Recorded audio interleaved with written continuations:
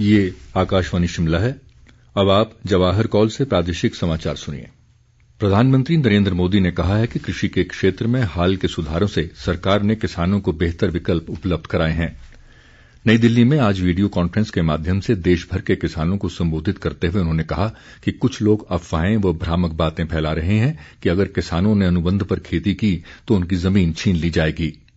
प्रधानमंत्री ने कहा, सरकार ने कृषि लागत कम करने के उद्देश्य से कई कदम उठाए हैं। उन्होंने कहा कि स्वामीनाथन कमेटी की रिपोर्ट लागू करके सरकार ने किसानों को न्यूनतम समर्थन मूल्य से 1.5 गुना अधिक दाम दिलाया है।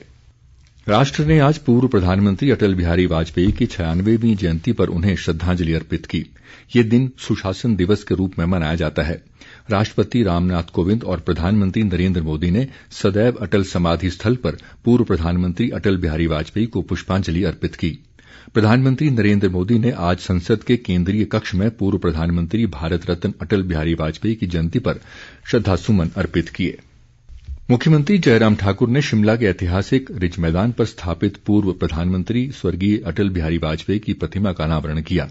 राज्यपाल बंडारू दत्तात्रेय ने भी रिज मैदान जाकर वाजपेयी जी की प्रतिमा पर पुष्पांजलि अर्पित की। मुख्यमंत्री ने कहा कि रिज मैदान पर वाजपेयी जी की प्रतिमा स्थापित होना शिमला के लिए एक ऐतिहासिक दिन है, क्योंकि अटल बिहारी वाजपेयी जी का हिमाचल प्रदेश के साथ विशेष लगाव था। उन्होंने कहा कि वाजपेयी जी हम सभी के लिए हमेशा प्रेरणा स्रोत रहेंगे। इस बीच पूर्व प्रधानमंत्री भारत रत्न अटल बिहारी वाजपेयी की जयंती आज सुशासन दिवस के रूप में मनाई गई। इस अवसर पर प्रदेश भर में कई कार्यक्रम आयोजित कर अटल बिहारी वाजपेयी को पुष्पांजलि अर्पित की गई। प्रदेश भाजपा ने राज्य के 7,792 बूथों पर सुशासन दिवस मनाया। शिमला के गेयटी थिएटर में राज्य स्तरीय समारोह का आयोजन किया गया, जिसमें मुख्यमंत्री जयराम ठाकुर ने भी भाग लिया। शिमला स्थित भाजपा मुख्यालय दीप कमल में प्रदेश भाजपा अध्यक्ष सुरेश कश्यप ने वाजपेयी जी को पुष्पांजलि अर्पित की।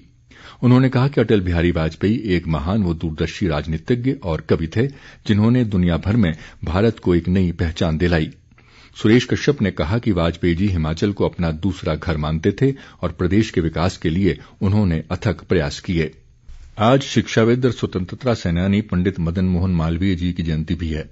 प्रधानमंत्री नरेंद्र मोदी ने भारत रत्न पंडित मदन मोहन मालवीय को संसद के केंद्रीय कक्ष में श्रद्धांजलि अर्पित की।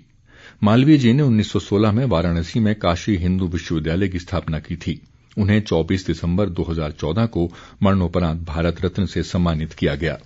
क्रिसमस का पर्व आज प्रदेश भर में हर्षोल्लास के साथ मनाया गया। गिरजाघरों में सुबह से ही विशेष प्रार्थना सभाएं आयोजित की गईं और लोगों ने एक दूसरे को क्रिसमस की शुभकामनाएं दी।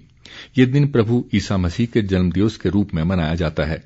राज्यपाल बंडारू दत्तात्रेय ने शिमला के क्राइस्ट चर्च में जाकर प्रार्थना सभा में भाग लिया। उन्होंने कहा कि क्रिसमस का त्यौहार दुनिया भर में मनाया जाता है और प्रभु ईसा मसीह ने दुनिया को शांति व प्रेम का संदेश दिया था। प्रदेश के अन्य भागों में भी क्रिसमस का पर्व उल्लास के साथ मनाया गया। पूर्व मुख्यमंत्री प्रेम कुमार धूमल ने कहा है कि कृषि सुधार कानूनों के माध्यम से केंद्र सरकार ने किसानों की आय दोगुनी करने का प्रयास किया है। एक बयान में उन्होंने कहा कि इन कानूनों के माध्यम से किसान अपने उत्पादों को उचित मूल्य पर बेचने तक अपने भंडारण में रख पाएंगे और मोल भाव करने की दक्षता भी हासिल कर सकेंगे। धूमल ने कहा कि नए कृषि सुधार कानूनों के दूरगामी परिणाम निकलेंगे। इसी के साथ ये बुलेटिन समाप्त हुआ। नमस्कार।